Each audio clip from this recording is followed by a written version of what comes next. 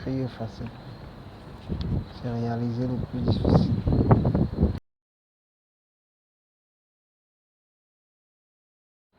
Imaginez que vous êtes avec quelqu'un. Quelqu'un pour qui vous avez tout renié. Quelqu'un pour qui vous avez tout abandonné. Parce que pour moi, c'est ça le mariage. Le mariage, c'est renier ses objectifs pour épouser les objectifs de quelqu'un d'autre. C'est renier ses ambitions pour épouser les ambitions de quelqu'un d'autre. Ou mieux, c'est renier ses objectifs pour épouser un objectif commun. Avant de te marier, pour moi bien sûr, tu peux dire à ton conjoint, voilà, c'est comme ceci que je planifie ma vie. Elle ou il te dit, c'est comme ceci que je planifie ma vie. Vous épousez vos idées. Ça veut dire, avant le mariage, vous acceptez les compromis. Bon. Maintenant, imaginez, vous, après le mariage, que cette personne se retrouve avec quelqu'un d'autre. Elle va épouser les idées de quelqu'un d'autre. Est-ce qu'on pardonne cela? Oui et non. Commençons par oui. Pour beaucoup d'entre vous qui lisez la Bible, pourtant pour moi, vous connaissez l'histoire de David. David est quelqu'un qui s'est consacré à Dieu. Dieu l'avait tout donné. Mais il a tué quelqu'un pour prendre sa femme. Pour beaucoup, ça n'a rien à voir avec l'infidélité.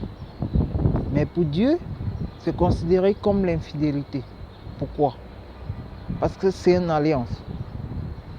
Tout comme le mariage, c'est l'alliance, le mariage. Quand tu épouses quelqu'un, tu fais l'alliance avec lui. Ou tu fais l'alliance avec elle. Donc, David accepte les conditions de Dieu. Dieu l'avait permis de prendre toutes les femmes qui ne sont pas mariées, mais il allait tuer quelqu'un qui le servait pour prendre sa femme. Est-ce que Dieu a-t-il pardonné à David son erreur? Je vais vous répondre, c'est très simple.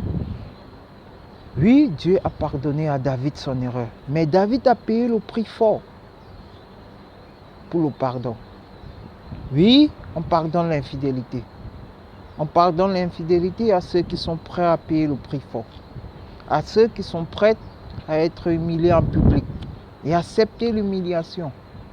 À ceux qui sont prêts à être reniés. Parce que d'une manière, Dieu a renié David. Si dans certains versets de la Bible, on lit que David a perdu tous ses enfants, sauf Salomon, tout le monde disait à David, mais Dieu t'a abandonné. Mais David est resté serein. Il n'a pas baissé les bras. Il a dit, à un moment donné, moi aussi j'ai abandonné Dieu. Si aujourd'hui, c'est le prix à payer pour ma réconciliation, je suis prêt. L'infidélité se pardonne à quelqu'un qui est prêt à payer le prix. Pensez-vous que Dieu aurait pardonné à Job si Job l'avait renié quand il souffrait? Job a subi toutes les souffrances du monde sans rien faire à quelqu'un, étant innocent. C'est-à-dire, tu es innocent et on te met en prison. Et on te fait subir tous les châtiments qu'un prisonnier doit subir. Mais tu restes serein. Pensez-vous que Dieu, à son tour, aurait pardonné à Job s'il avait renié? Moi, je ne crois pas. Job a tout dit de Dieu, mais il ne l'a jamais renié. Il est resté serein.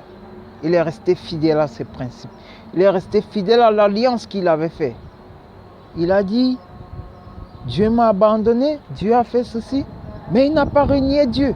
Sa femme lui a dit, renie Dieu et meurs. C'est simple que de souffrir toutes les calamités que tu souffres. Mais il a dit non. L'infidélité ne se pardonne pas dans certains cas. Pour un homme mûr, ça veut dire un homme plein d'âge, un homme mature, l'infidélité ne se pardonne pas. Parce qu'il sait ce qu'il fait. Si Job avait renié Dieu, il ne devait pas avoir des raisons pour se justifier. David a eu des raisons pour se justifier, vu qu'il a payé le prix. Donc, à la question, est-ce que l'infidélité se pardonne? Oui et non. À vous de me dire le reste dans les commentaires. Merci.